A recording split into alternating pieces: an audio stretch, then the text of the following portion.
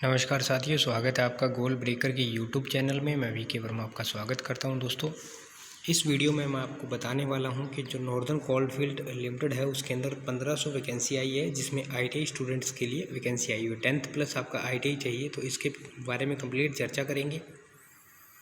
क्या age limit है, क्या फ़ीस है, अप्लाई डेट क्या है, लास्ट डेट क्या है, और बाकी जो भी इसके बारे में आपका पैटर्न वगैरह है, किस तरह से सिलेक्शन होगा, उसके बारे में कंप्लीट जानेंगे। तो चलिए आज की वीडियो को शुरू करते हैं। उससे पहले जितने साथी चैनल पर नए हैं वो चैनल को सब्सक्राइब कर लीजिए और बेल आइकन को ऑल में प्रेस कर लीजिए, ताकि वीडियो अपलोड होते ही आपके पास जो भी है वो नोटिफिकेशन आ सके। तो चलिए दोस्तों, आज की वीडियो को शुरू करते हैं।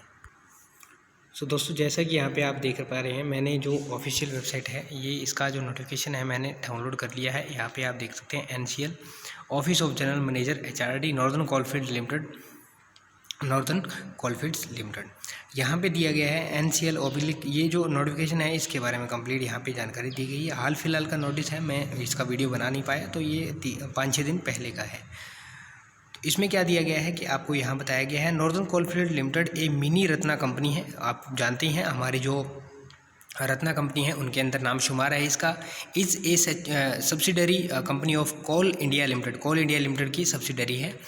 विच इज़ ए महारत्ना, महारत्ना आप जानते हैं हमारी 8 महारत्ना है। अगर आप जानते हैं तो कमेंट बॉक्स में नीचे कमेंट कर बताएं कि हमारी जो 8 महारत्न कंपनी है वो कौन कौन सी है। Public sector enterprise and flourship fellowship coal producing company of India proposes of engage apprentice for 1 year at its various unit in MP and UP। MP and UP के अंदर वेरियस जो यूनिट्स हैं वहाँ पे इन्होंने अप्रेंटिसशिप के लिए जो है पोस्ट निकाली है, और सिर्फ MP और यूपी के अंदर ये पोस्ट है।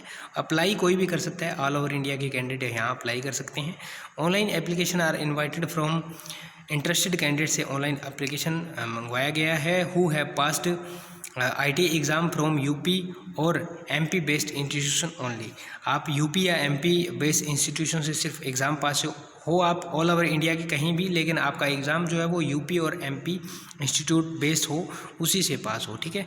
तो आपको अप्रेंटिसशिप एक्ट के थ्रू जो 1961 में चल रहा था उसके रूल के अकॉर्डिंग आपको यहाँ अप्रेंटिसशिप प्रोवाइड की जाएगी। यहाँ पे क्या दिया गया है, जो आपको किस किस पोस्टिंग कहाँ कहाँ पे है, किस किस तरह की है, उसके बारे में बताया गया है कि यहाँ हमारी सब्सिडरी है, यहाँ हमारी सब्सिडरी है, उसके अंदर है।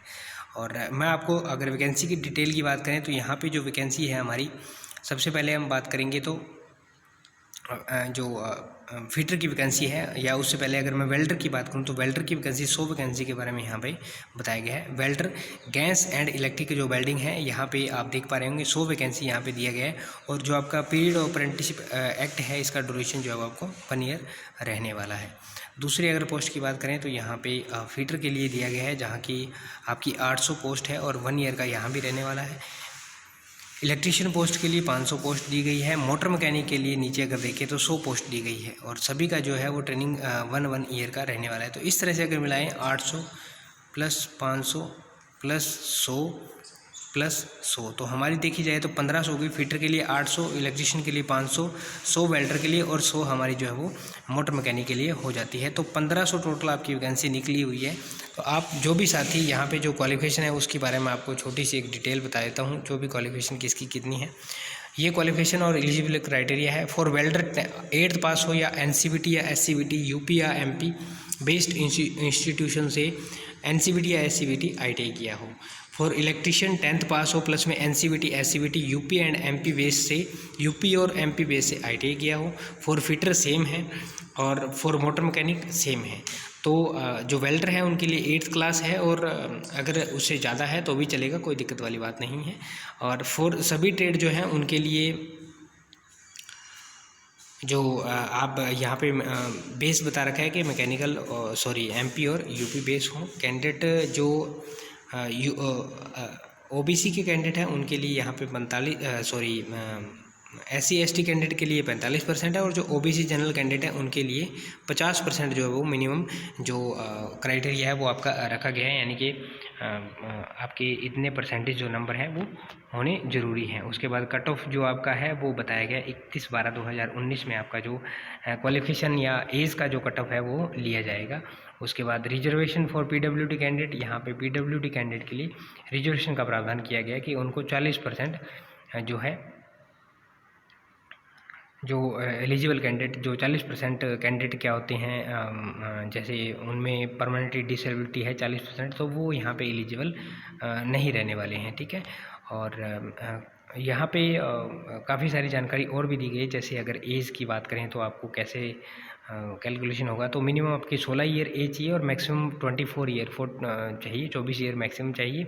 और जो रिलैक्सेशन है 5 साल का SC ST का है और 3 साल का जो रिलैक्सेशन है OBC कैंडिडेट को दिया गया है, ठीक है। तो इस तरह से आप अपनी एज को जो कैलकुलेशन है वो कर सकते हैं कि यहाँ 5 जोड़ेंगे तो 29 और यहाँ 3 जोड़ा जाएगा तो यहाँ पे आपका जो है वो 27 हो जाएगा OBC कैंडिडेट के लिए। तो इस तरह से एज का रिलैक्सेशन दिया गया है। अब अगर हम इसके प्रोसीजर की बात करें तो यहाँ पे आपको आपका मोबाइल नंबर और ईमेल आईडी है, उसके हिसाब से आपको जो आपको है वो प्रोसेस करना है, ठीक है। और जो इतने डॉक्यूमेंट जितने आप यहाँ पे लगा रहे हो सभी डॉक्यूमेंट आपको यहाँ पे इसका सेट सेल्फ अटेस्टेड करके तैयार कर लेना है, ठीक है।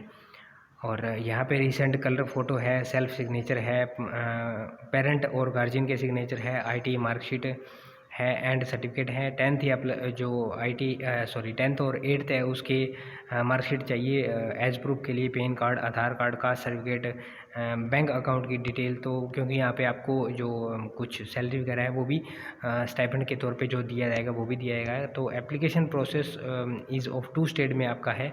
आपको यहाँ पे फर्स्ट स्टेज में विज़िट करना है, विज़िट करने के बाद यहाँ पे जो भी आपसे क्राइटेरियाज मांगे जाते हैं वो आप उसको फुलफ़िल करते चलिएगा।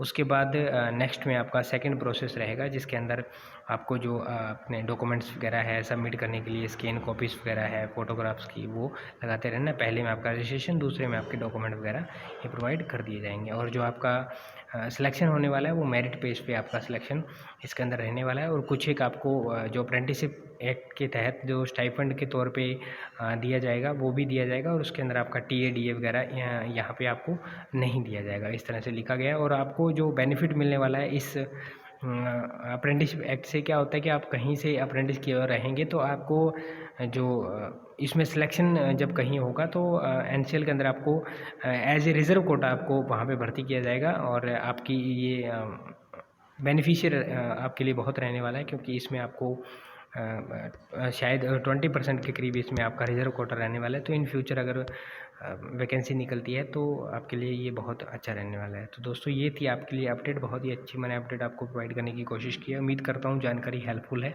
वीडियो को अपने दोस्तों के साथ शेयर करना। चैनल पर अगर नए आए हो तो सब्सक्राइब जरूर कर लेना, बेल आइकन को ऑल में प्रेस कर लेना। अगर आपका कोई डाउट है तो कमेंट सेक्शन में आप कमेंट करके पूछ सकते हो। मिलते हैं नेक्स्ट वीडियो में नेक्स्ट अपडेट के साथ, तब तक के लिए जय हिंद, जय भारत, वंदे मातरम साथियों।